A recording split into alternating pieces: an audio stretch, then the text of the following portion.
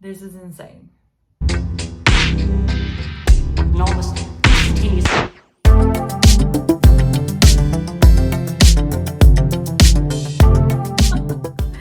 What's up, everyone? I'm Cassandra. I'm an avid collector of vintage goods. I'm also owner of The Curious Aesthetic, and welcome to my very first YouTube video. This is insane. I can't believe we're here, but it was a long time coming. I wanted to take some time to come on here and talk about why we're here, why I would be crazy enough to start a YouTube video.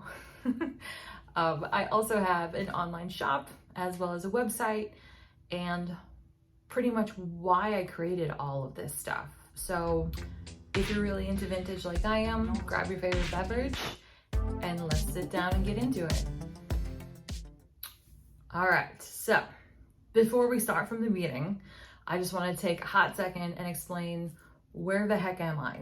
If you visited my website, CassandraElizabeth.com, you may actually notice a couple similar, familiar things. We are in my home office. This is my dressing space. This is where I process merchandise and goods. This is where I maintain my website. I also work from home part-time, and this is where I get to kind of launch all these crazy ideas. Enormous. So a little bit backstory. I grew up around antiques. That's how I got into learning about everything old, I guess you can say. My parents were incredibly avid collectors, and we spent many weekends going road trips to different parts of the country, hit up antique stores, sometimes auctions, thrift stores, and it was always really fun to hear the story about why they wanted a particular piece. It could have been completely environmental, like we needed a bench or something, and for our hallway, so we would go to auctions and antique stores and look for a bench, but it had to be a certain kind and a certain style. But they had very specific preferences that they really wanted to find, and it was just a purely natural experience for me to just pick up information, listening to them converse with each other as well as antique store owners about a certain piece, the era, the quality of it, where it was made, why it was made, and then of course all of that was siphoned into me, and I just kind of went along with it. This was something that I thought all parents did with their kids. I had no idea that this is not normal. But long story short, we always were doing something, thrifting, antique shopping, auctions. Somebody would have an estate sale and we would go to those as well. And it was just purely a thing out of necessity, because my parents really enjoyed a certain 18th century vibe, correcting myself, 1800s vibe, that's the 19th century, post-revolution particular. Wow, that's really specific. I never thought of that. Anyways, we're gonna keep going. Enormous.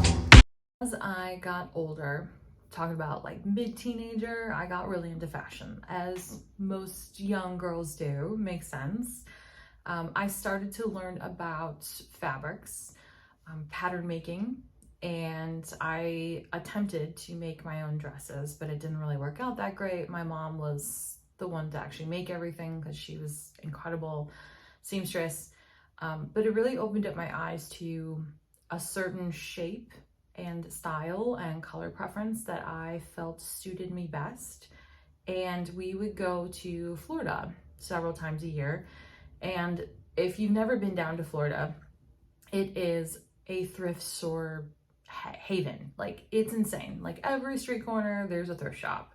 And on your way to the next street corner, you'd probably pass 2 or 3 of them. So we would frequent thrift shops on the west coast of Florida, Newport Richey, Tarpon Springs, Clearwater Beach area, just all along that Route 19 corridor. And I would come home with like a 55-gallon bag of vintage goods, and it was really fun. Maybe you think it's wasteful, but honestly, the t-shirts that I found were like $2 a piece, and I would on occasion find very high-end clothing as well, such as Burberry, Armani, Gucci, like actual legit brands. This was far before the age of dupes came along, or like Chinese replicas. I mean, you could tell these were real. And I would be wearing, high-end clothes to high school. But it was out of practicality because of how inexpensive everything was. Why wouldn't you? You're saving money, you're getting something that you really, really like, and you're also doing really good by purchasing stuff that is not new. So you're being environmentally responsible. And that was my first real foray into my absolute, what became an obsession of thrifting, and really starting to become a collector myself.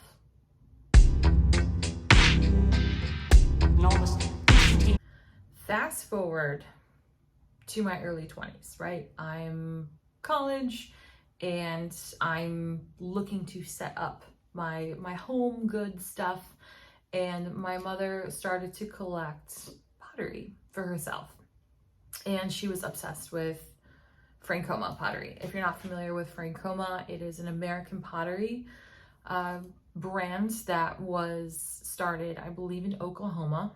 Get it? Frankoma, Oma is part of it, and I believe the person's last name was Franklin. Oof. Don't quote me on that. It's a combined word for sure. So she would collect these pottery pieces, and they were beautiful. And she asked, hey, is there something that you want to collect too? So when you have your own home, you'll have these really cool pieces that you can enjoy over time. And I was like, yeah, sure. I like, some pottery too, but it was a different kind. So she would go out and source all of these serving pieces. So to this day, my husband and I use all of these pieces in our everyday life. And it was the next phase, I would say, of collecting for me. So I went through and I started off collecting fashion, and then now I'm collecting pottery to prep myself for my future home. And these pieces were so inexpensive, like $2 a plate. Like, go to Target, you get $10 for a crappy porcelain plate that chips once and then it's ruined because when you put it in the microwave, because of the crack, it busts open the glazing, and then it's just hot, and then you have to throw away the piece, and then you could down a plate, and just, if you didn't buy enough to begin with, or it happened so many times, you're screwed, and now you have to buy a whole new set. So I loved how heavy duty these plates are, and they are by Falscraft, Hull, McCoy. If you're not familiar with what I'm talking about, it's dripware. I love dripware. It's something really cool process of it. So it's brown, and then there's a glaze that gets put on top, and then they sprinkle salt on there, and it's like these funky, weird, psychedelic colors. Let me go get you a piece so that you know what I'm talking about. Whew. All right, so here is the sample of a bread plate, and this is by Falscraft, and you can see it's super sturdy. It's got all these beautiful inconsistencies on it, but these are what's referred to as stoneware, and we paid like $1, $2 for this plate, and I have the mass selection of them all. So what really started as necessity kind of grew into, okay, I got all the basics, and now I want the fun stuff, like cocktail barware. So that is where I guess you can say things just took off for me personally.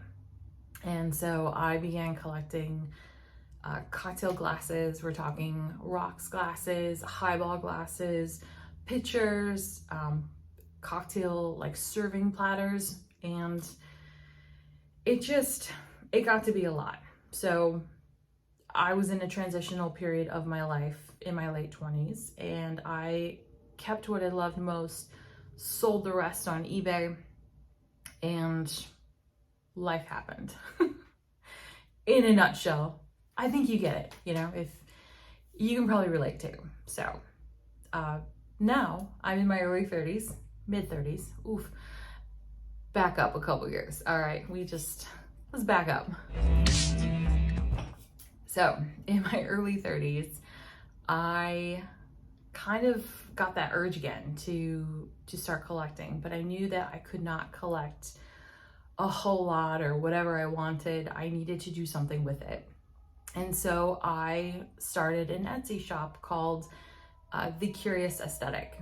And it had been through its second run. I used to have like a handmade goods Etsy shop called Real Hibernation, shut that down, and now it was The Curious Aesthetic. I rebranded, and it was incredibly successful. Let me tell you, whew, that was a pivotal moment for me. So I became really, really hyper aware of what I've got going on, and the kind of pieces that I have are very unique, and I can really do something with this. So I would collect things, process them, clean them up, photograph them really nicely, and I'd put them up for sale, and they would sell within maybe like a week or two. I mean, it was a fast process. If you've ever sold on eBay or Etsy, it could be a long time that you're sitting on product. And I certainly did not have that problem. So I knew something good was happening. And then the pandemic happened, and you have a lot of thoughts, or this series of feelings that go through with that. And I just kind of needed to take a break mentally. I had done one market in winter of 2019, and it was successful, and I wanted to take it further, but with the pandemic, I just kind of put everything on hold. I needed to take that time for myself and figure some stuff out. So we're coming up. We're coming up to time. We're doing great. Gosh, this is truly insane to think about this, and just thinking back on everything that's happened and how this journey has gone from me being a kid, forced to travel with your parents, to an auction, learning about stuff, thinking, ooh, okay, I like this shirt, clothing, fashion, down to practicality because I'm setting up my own household, to now I can do something with this. This could actually be a real thing. It could be a business. I found a person who curated markets. His name is John Streets. He founded the Streets Arts Alliance. If you're in Chicagoland area, it's a really great place of makers, curators, artists kind of come together for select juried markets at local breweries. And there's just a really cool array of people that are part of this alliance. And I threw it out there for kicks. I said, hey, I make some stuff, but I mean, I really do this thing, this vintage thing. And is that cool? Like, what are your thoughts? Can I try it? And John was great. He's like, sure, let's try it. Yeah, bring your stuff, set it up, let me know how it goes. I wasn't sure what exactly this would entail. And it was overwhelmingly positive. So I went from an online shop to now offering select in-person markets. And that's where things got really interesting. Really interesting. One thing that they don't tell you or mention, or maybe they do and I just totally skipped over it because that'll happen too. in YouTube videos when they're like, oh, set it up like this, do that, this is how you should sound and make it look. They don't tell you that if you are in a smaller enclosed space, how hot it gets. Like, it's hot in here. I just, I need a fan. I'll write that down. All right, so we are at the point of markets. I'm doing these in-person markets as the Curious Aesthetic. I'm selling online Etsy as the Curious Aesthetic, and I have this incredible group of people who are coming up to me and sharing their experiences with their hand-me-down vintage goods through their family, and sharing memories that they had when they see these objects, and the stuff that they do with their vintage goods at home, whether they use it, they display it, they wear it. And I really wanted to continue these conversations that I was having in person, as well as bring the conversations from the website, my direct messages, my Instagram, to in person. There's a massive disconnect, I felt. I felt that the online community was incredible and they had no idea what I did in real life. And the people that I met in person at these markets had no idea I had an online shop. And I needed to figure out a way to just bring everybody together. Like, let's come together in one place and we can all sit, chat, enjoy, comment, learn from each other, because let's be real, I try my absolute best to find very similar pieces online. There's so many amazing resources such as First Dibs, WorthPoint, Cherish, etc. And I don't always get it right as far as the eras that pieces are from, or the coloring. Or I learned, for example, there's uranium glass referred to as Vaseline glass. It's yellow, it glows, and I had no idea. So this is an ongoing learning experience, and I wanted to create a space where we can all just kind of come together and we can learn from each other. So I told myself in December of 2022 that I'm starting my website. And the website was just the epitome of what I wanted to do. You got to understand, back when I was a teenager 20 years ago, I really wanted a blog space, and I wanted to talk about how I styled pretty much old ladies clothing, right? And made it young and made it me and made it different. And we didn't have that stuff back then. Instagram didn't exist. Facebook did not exist. And there was no place to really do it except for on a blog, but you had to pay like real money per month just for a blog. And being a blogger wasn't a thing back then either. So I was frustrated and pent up with this idea, and it's always been my dream to create a space where I could share my style, my jewelry collection, my vintage goods, mixed with thrifted goods that are new, mixed with higher end goods that I also have, mixed with my love of music and my love of entertaining and hosting, and enter all of the other hobbies that I've picked up in the last couple years. And so in January of 2023, I gifted myself this website. And it was just like the most incredible feeling. I have spent years dreaming about this. I've spent a lot of time imagining what it would be like to just write again, and imagining what it'd be like to share my excitement of finding something with you guys, with everyone. And then if I named something incorrectly, to be corrected, because this is a wonderful learning experience, and I can't believe I actually did it. I'm not technology advanced at all. I don't have any video experience. I don't have any website building experience. I'm just winging it and I'm learning as I go, and holy guacamole, I think I did it. And so that is where my website comes from. It's also why I chose to completely rebrand from Cassandra, my street cred, I guess you can say, and combine the Curious Aesthetic markets and the Curious Aesthetic on Etsy. All three of us would like come together and we would just be Cassandra Elizabeth Silva with the Curious Aesthetic as my shop.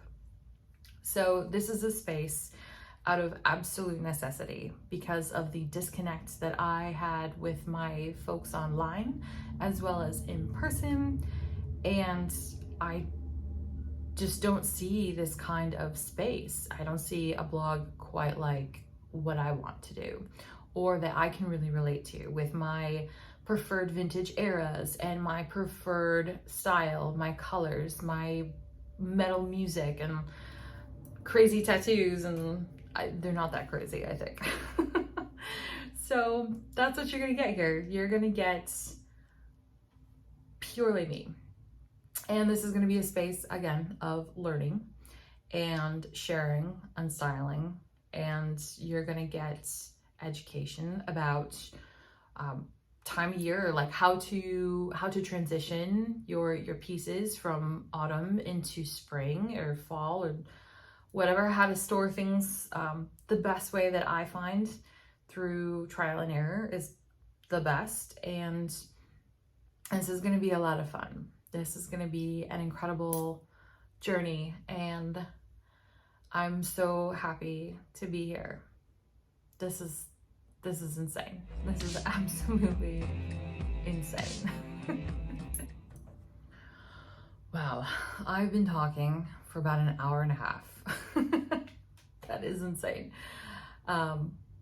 So yeah, thank you for tuning in. If you made it this far, you're awesome. You are so awesome.